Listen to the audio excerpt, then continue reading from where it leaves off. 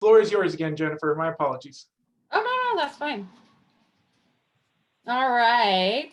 Well, I think most of you guys know me. Actually, I don't know if any of you don't, but my name is Jennifer Holocker. I'm the Marketing and Development Director here at the NOAA Center. And so today, to start out, I first wanted to say, you get a puppy, you get a puppy, everyone here gets a puppy. But I have a funny video to share with you to start with. Here we go.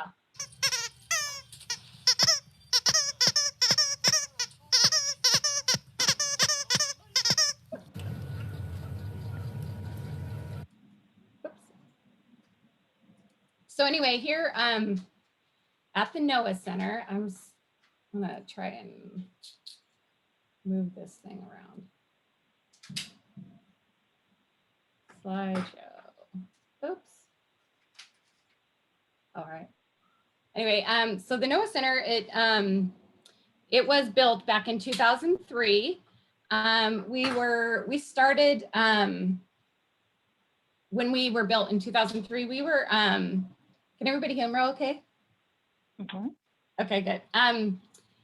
We were built to be to fill a gap. We take in animals that are that were being euthanized in shelters because of space. So they were healthy, adoptable animals that were being put down because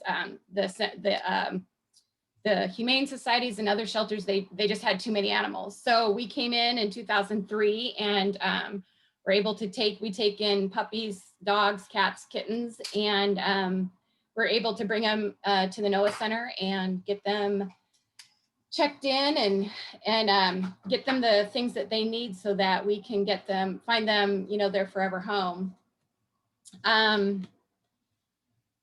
So let's just go here. So our mission was first to focus on Washington shelters so that we could help those that were close by. Since starting in 2003, we've working with all kinds of Washington shelters. On the east or on the west side of the state, there really is no more euthanasia because of space. So that's great news. We do still transfer in from the east side of Washington. They still haven't quite gotten the spay-neuter program down over there. So we probably on a weekly basis, we get cats and kittens from the east side of Washington. But we also have several other partners that from all over the United States that we partner with. We just 2 days ago got a delivery, if you will, of about 40 animals from Oklahoma. And some of those Midwestern and Southern states are, again, they don't have the whole spay neuter thing down yet. So so we a lot of times get animals from those areas in the United States. So let's see here. Oops. So it first starts with we get our transfers in. This is a typical transfer. Oops. There's a little video here. Let me see if I can get it to go.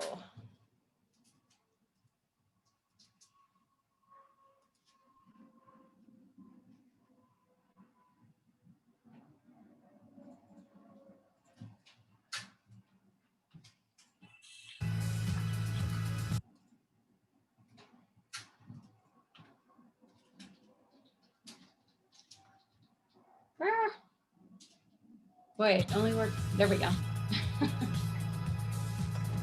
Can you guys hear that? Yeah, I can hear it.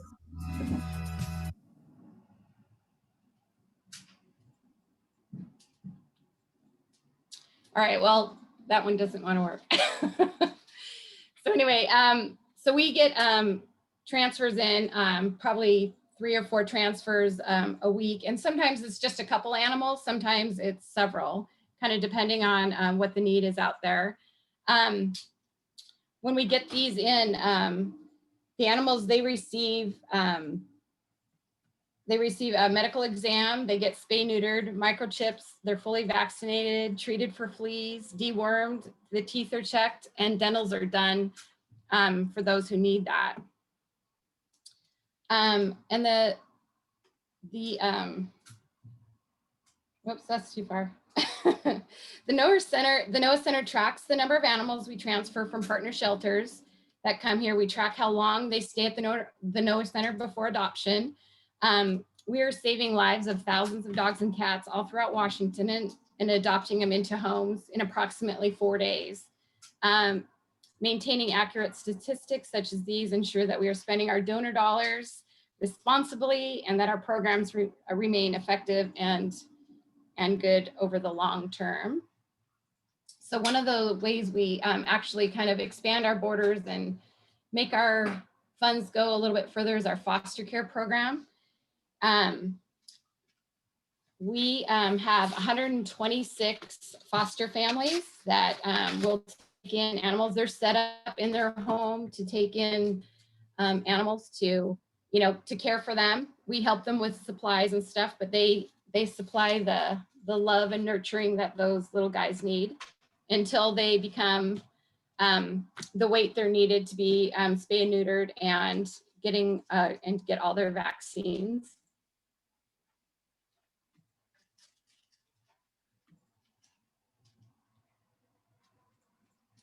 I don't know, this thing is not, there we go. So oftentimes these babies need to be fed with bottles before they can actually eat regular food. They're so small. This definitely takes a very special person to be able to do this and get up in the middle of the night and feed them just like we would a baby. So we have some people that will, take just the little ones, just the bottle, they call them bottle babies. So. And then animal adoption. So several of you have had the pleasure of adopting some of our animals, and we promise to find loving homes for these displaced animals and strive every day to find these homeless pets their perfect match. In 2020, we placed over 2,600 animals in homes overall. And that's low for us because of, obviously that pandemic. We had to change some of our processes and things to keep everybody safe. So, but we've done that successfully, and we are actually back on track. So we are open now to the public for adoptions, but we are limiting the amount of people that are in the building. So if you come, just for an adoption, you may have to wait to come in to look at animals. And we do ask that people that are just coming to look at cute faces that they wait until we get to phase 4 or maybe 5 or 6, whichever phase that is. We offer high quality volume spay neuter programs outside of our own animals. This is for low income families. We fill a niche for low income families. I don't know how many of you have had the experience of having to get an animal spay neutered, but it's very expensive and it's very hard to get in, especially right now because of everything that's going on. But we help with the spay neuter of the low income families because everybody should have a chance to have a pet in their home.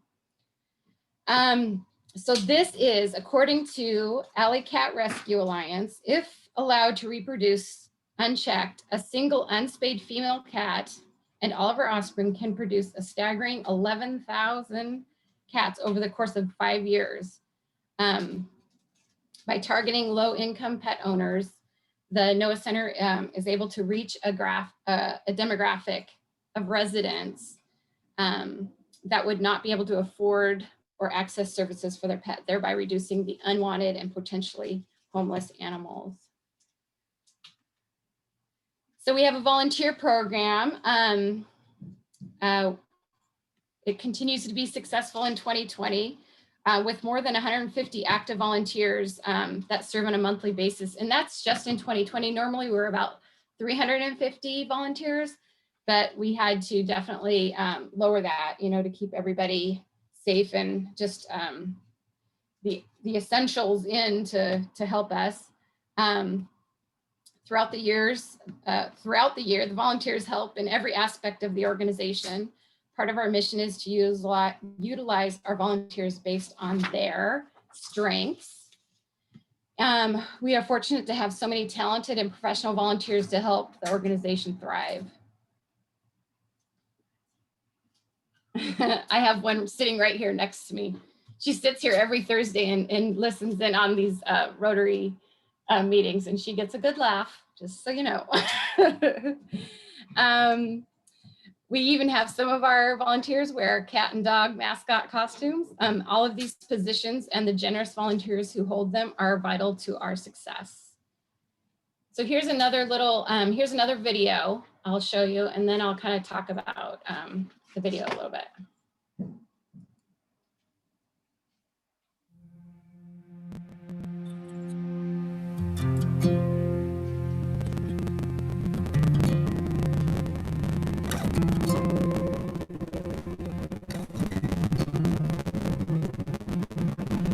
We're typically scheduling right around 60 appointments per day, and we're scheduled up to 3 months in advance.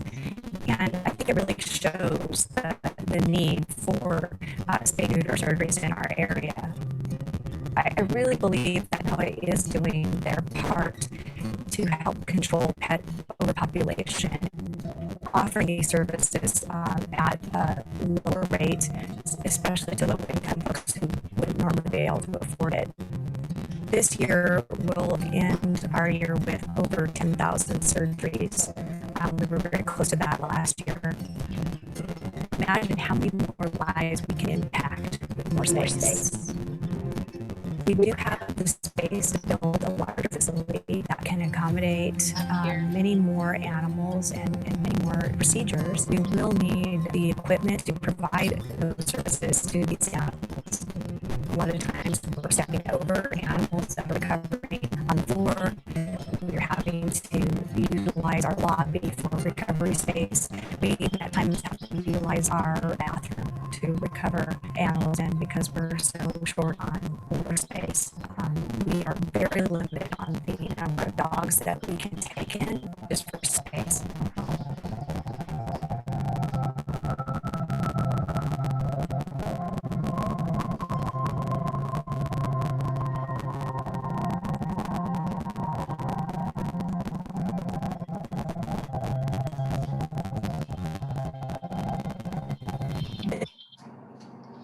Anyway, that's a little bit about our spay-neuter clinic. When we were built back in 2003, that spay-neuter clinic was basically, they thought they were going to do about 2,500 surgeries in a year's time. And you heard her in the video, they did 10,000 in 2019. And so in the fall, we started a capital campaign. And so we're about a quarter of the way to our goal of $2 million to build this new clinic. So it's going to be a process to keep that going and raise that money. But we have an architect, have a general contractor, and right now we're just applying for some permits. And we're hoping to break ground May-ish, and hopefully it'll actually be done by the end of this year, if it's on track, right? So anyway, yeah, so that is our capital campaign. And then I just wanted to do a huge shout out to all of you guys who have helped support the NOAA Center. I don't know if there's one person out there who hasn't done something to help us, an annual sponsorship or a coin canister in your business. All those things definitely add up to help. And I'll tell you, it's very comforting to have that kind of support from you guys. So thank you. And then the reason for my show today is we have Laugh Your Tail Off. So that's coming up here in April. we were just going to do an online auction like we did last year. And the comedian called me this week and he goes, "Aren't I coming up?" And I'm like, "No, you didn't get the email." But so anyway, we're going to do a Zoom comedy show with him. So you can purchase a link to get on the Zoom thing for your whole family, friends, you can get together. But it's $10 to watch. It'll be on the 16th of April. And at 7 o'clock, you can Zoom in, and he's really funny. His name is Colin Moulton, and he loves animals too. And he really wanted to do it to help us out. So we thought, well, what the heck, we might as well give it a go and see how it works. So I can definitely send the link out to you guys for that and the online auction so that you guys can participate if you wish. Yeah, and it's we're doing some funniest home pet videos like the ones I showed you at the beginning. And so that's kind of it. If anybody has any questions or. Hey, Jennifer, I have a question. Why is your organization so much better at getting adoptions? Unlike the ones that kill, I'm just curious as to why that's the case. Well, I mean, our focus is on family-friendly adoptions. I mean, I don't know if you've ever been to the Noah Center, but they went to a lot of, before they built this, they went to a lot of shelters, and some of the things that, would turn somebody off, there were smells, it was really loud, there was a lot of bars, between the animals and the people. It's all glass here. We do have some caging for the cats just because we have so many, but I think that's part of it. I mean, they built this facility specifically to be that, to kind of get rid of those roadblocks. Yeah, before 2020, we would adopt out 240 animals a month. That's a lot of animals. And it's like, how many people are in this area? It blew my mind. So yeah, and I think Noah does a good job. You sit down with somebody who's here and who knows about the animals. So, we call them matchmakers, and they go and they look at all the animals, so they have a little bit of background behind the animals, and we just take time with the family to make sure it's a good fit. If you have another animal or another dog, I should say, we have a meeting area for the dog to come to meet, so make sure it's going to work. And we want that, to work long term. We don't want to see these animals back. And of course, we always do take our animals back, though, if there is an issue. So you should come and try it, Dave, and see. Jennifer, how are you guys doing on volunteers? Volunteers, yeah, we have a lot of volunteers. People love their pets, and we have a good amount. And there was some that kind of fell off during COVID. We do have a little bit of an older, I don't know, you can call it a little bit older. They've retired and they trying to fill their time, so they come and volunteer here. So some of those people kind of fell away when COVID started last year, but now that the vaccines are here and people are wearing masks and stuff, we've pretty much gotten them back. So we have, on a daily basis, I bet we have probably about 40 people, volunteers that come. We have dog walkers, we got kennel techs, they come and clean each kennel, they feed the animals, and we actually have volunteers that just come in and will sit with an animal and pet them or play with them. Yeah, so we have lots of volunteers.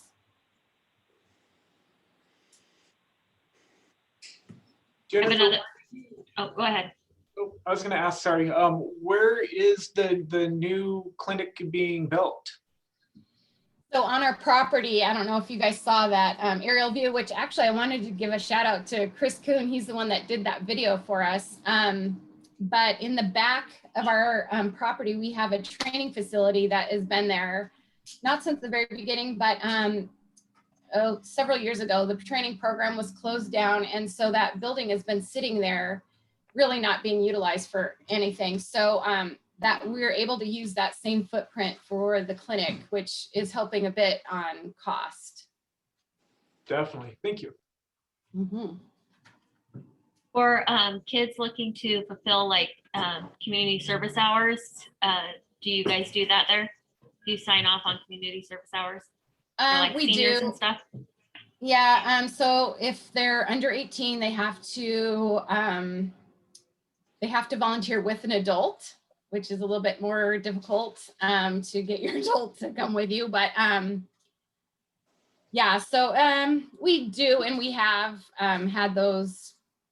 I have a couple seniors who come in, and I have one that helps me in my department, and yeah, they come in and do whatever they can after school for a little bit. Yeah. Jennifer, do the surgeries include other things besides spays and neuters? No, we only do spay and neuter for NOAA animals. So one of the things when we transfer animals in, we give them all that care, but there's several animals that come in that need additional they have different medical needs. You know, we've had to do amputations, and they get the cherry eye sometimes. We've got to help. So we take whatever animal we get, whatever they have, our clinic team will fix whatever it is. So they are a healthy adoptable animal when they leave the facility. We have several veterinarians that work on a regular basis here, but we also have some that we can call on for special, like we had to get, one dog had to get a leg amputation. So we had a specialist come in and help us with that to get that done. And so, yeah. Do you do spade and neutering for the public? Yes. And Jennifer, I just got to send a shout out to NOAA. I really enjoy when I usually get my animals from shelters, and I really enjoy that when we go to NOAA, we always go in there with the mindset that like, hey, if we don't adopt an animal, they're not going to die. You know, where other places, exactly. you know, other places, it's like I almost feel like, well, if I don't adopt them now, they're gonna die. So you know, that's never worked. We always end up getting a cat, but Yeah. and I was gonna say it's really cool too, the way your cat thing is set up, that you get to actually see the cat's personalities because they kind of have that free roam room, right? Where instead of just being locked in a cage, you get to see how they interact with you and other cats as well. Right. And we've gotten over the years, we've gotten 2 different cats from NOAA, and it's just an awesome facility. Well, thank you. Yeah, we do that with dogs as well. You visit them in their kennel, and we can take them outside, and we have an off-leash area that so you can interact with them and kind of get an idea of their personalities. I would echo the shout out because, you know, I'm not a dog person, and we came out and the dogs interviewed us. NOAA interviewed us. Yeah. And, you know, I tease that we took home a little used white dog, but she has made herself part of our family, and it's probably even stronger because of the way your process works to make sure that family and animals fit together. So, you know, do not repeat this to my husband, but I do love that little white dog. Your secret's safe. Yeah. Hey, Yola, where are you now? Are you in Chicago? I am in Chicago. Yeah.